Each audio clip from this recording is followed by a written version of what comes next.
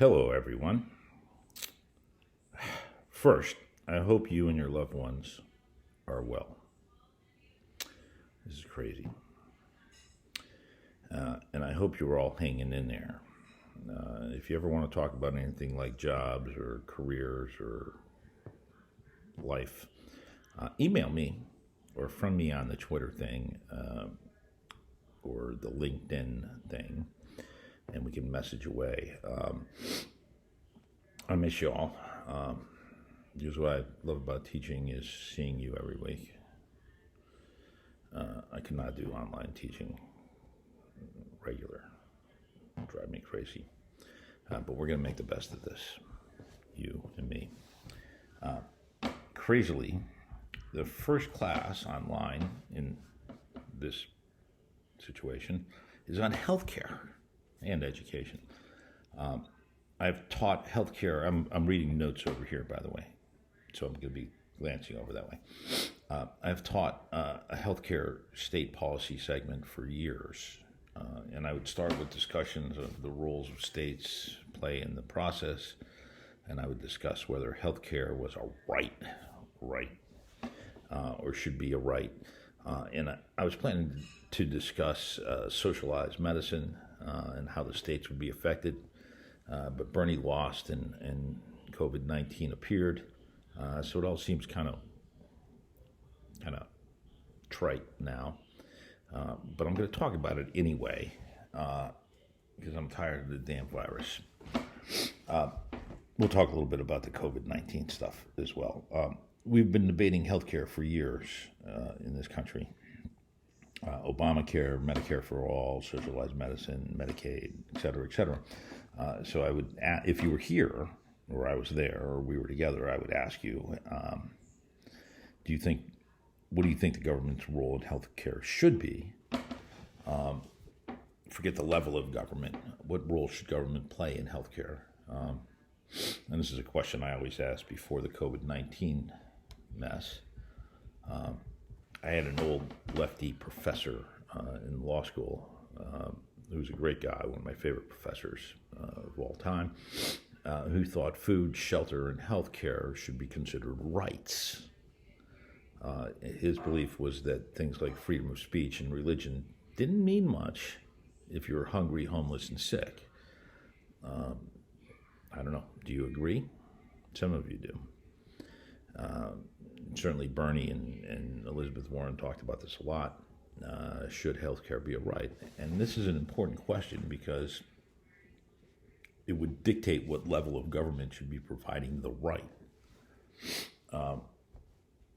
That access to quality healthcare for everyone in America is a right and not a privilege is not a new idea.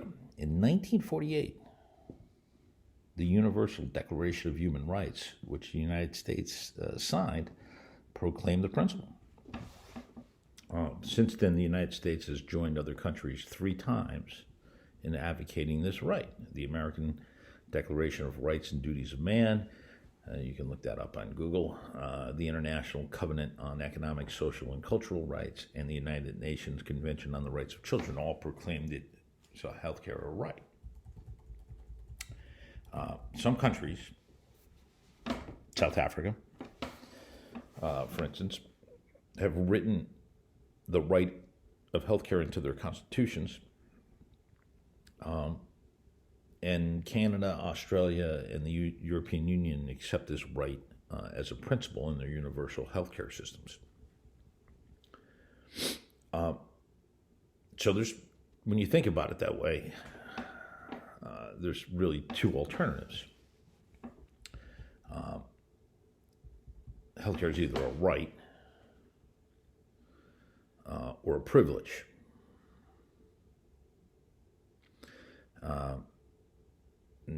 Privilege usually devolves into a question about whether the wealthy have an advantage. Or is it a right that should be respected for everyone? Opponents to considering healthcare a right, which includes me, want it to be a widespread privilege through incremental reforms of healthcare, right? They want it to remain a privilege. I want it to be a privilege.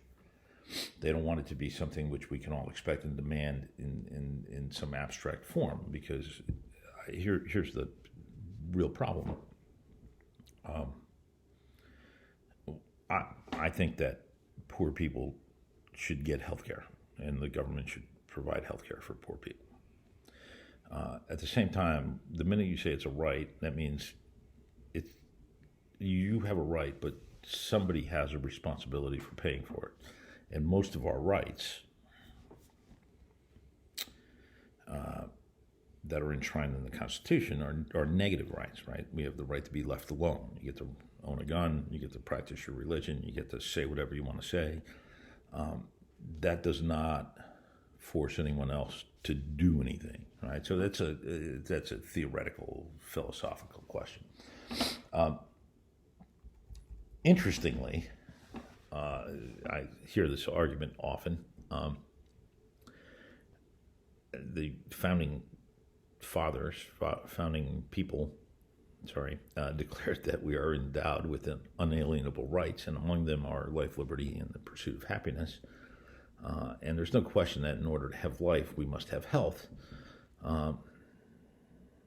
But there are only limited constitutional language specific to this right. Interesting tidbit. Interesting. When the bars reopen, you can talk about this at happy hour. We have a cruel and unusual punishment clause of the 8th Amendment of the Constitution. Go look it up on Wikipedia. And it's been interpreted by the Supreme Court to require prisoners, as part of their humane treatment during detention, to be guaranteed the right to health care. Currently, prisoners are the only group who are specifically granted the right to health care.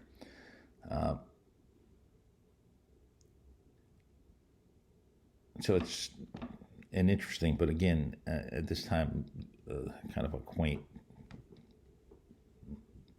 crazy argument. My other problem with it, by the way, considering it a right, is how you define everything, right? So if it's a right, how would you define it? Would you have a right to cosmetic surgery? Would you have a right to, do I have a right to cosmetic surgery, a nose job, make me look like Richard Gere or something? But enough of that theoretical nonsense. Let's talk about the state role in healthcare.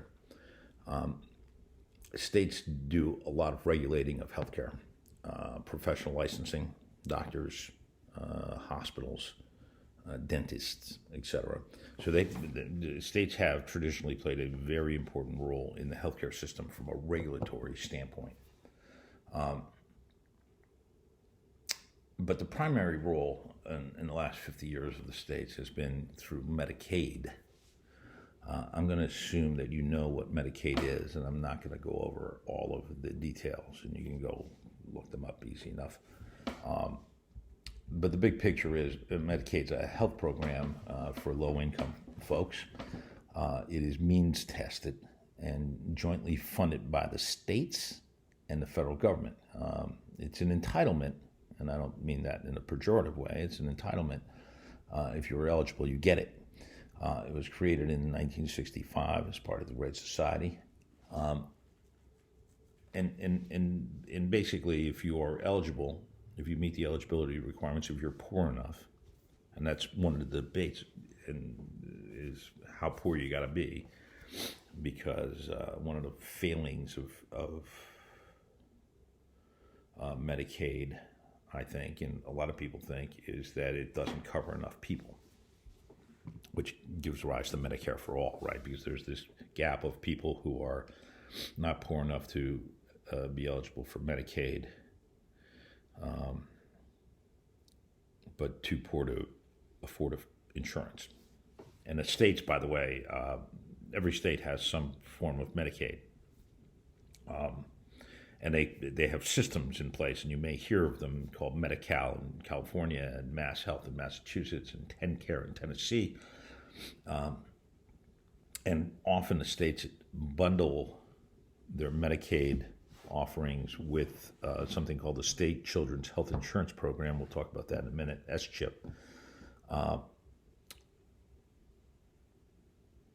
There's also some local healthcare programs, but we won't. This is a state class. I don't care about the local stuff.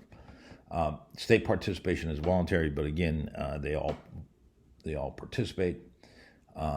Most states, I don't know about most states, many states subcontract their Medicaid offerings to private health companies, while some states actually have their own doctors and hospitals directly. It's much more efficient to contract it, believe it or not.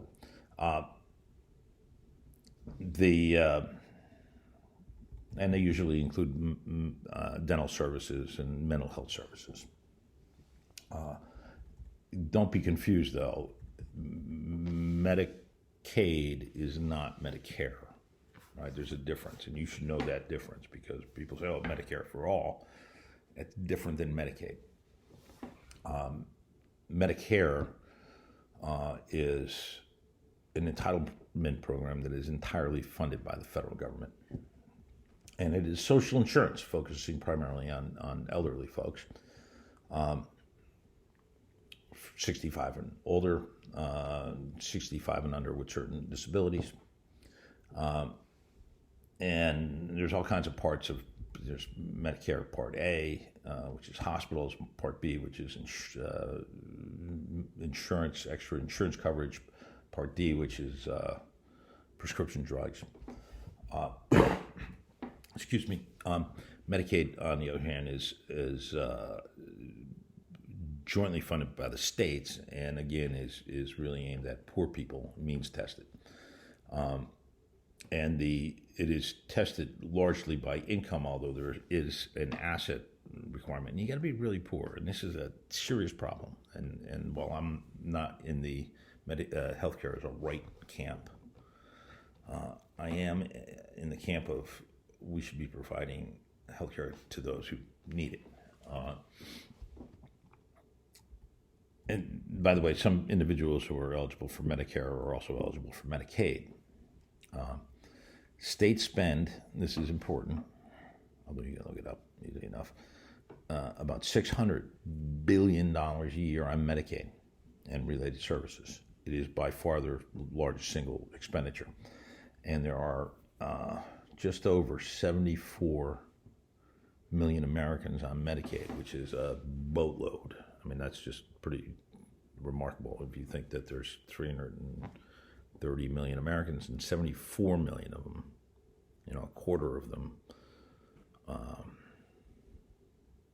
on Medicaid, or poor enough to be on Medicaid. President Obamacare, again, this seems like it's ancient history now, but Obamacare, one of its goals, a lot of moving parts, but one of its goals was to, and I thought one of the best things it did, was it tried, and I say try, I'll explain that in a second, tried to expand Medicaid eligibility to 133% of above the poverty line. So that would have swept a lot more people into it. And what they said was, and this is what makes it a little complicated, is they said, we're gonna go and we're gonna pay. The federal government's gonna pay the costs, like 90, and there was a sliding scale by year, but basically 95% of the extra cost. Instead of 50-50, the federal government was going to pay 90% of the cost of those new people coming in. And a lot of states said, well, yeah, but that's only through a certain amount of time, and it could change, and you can leave a lot of people on Medicaid that the states are going to be be on the hook for paying for it. And went up to the Supreme Court, famous case of NFIB versus Sebelius, and they said, well, you can't force the states to do that. So it gave the states basically the option to stay on the old Medicaid system, not expand it. and since that time, I don't have the numbers in front of me. You can go look this up. Most states actually went with the expansion because the federal government's paying for it. But a lot of states didn't, and there was a lot of politics wrapped up in that, and unfortunately, wasn't pretty. Related to that, and you can go read about Medicaid more, but related to that is, as I mentioned, the SCHIP, the State Children's Health Insurance Program, which is also a partnership between the federal and state governments.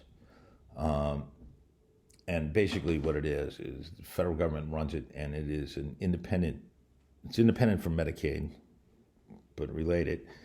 And it provides health insurance and health care to poor families with children, right? So it's very limited, very targeted to children because we love children and we love old people, blah, blah, blah. Pretty interesting stuff. I don't know. I'm gonna stop now and make a new tape because it takes too long to download this. So I'm stopping.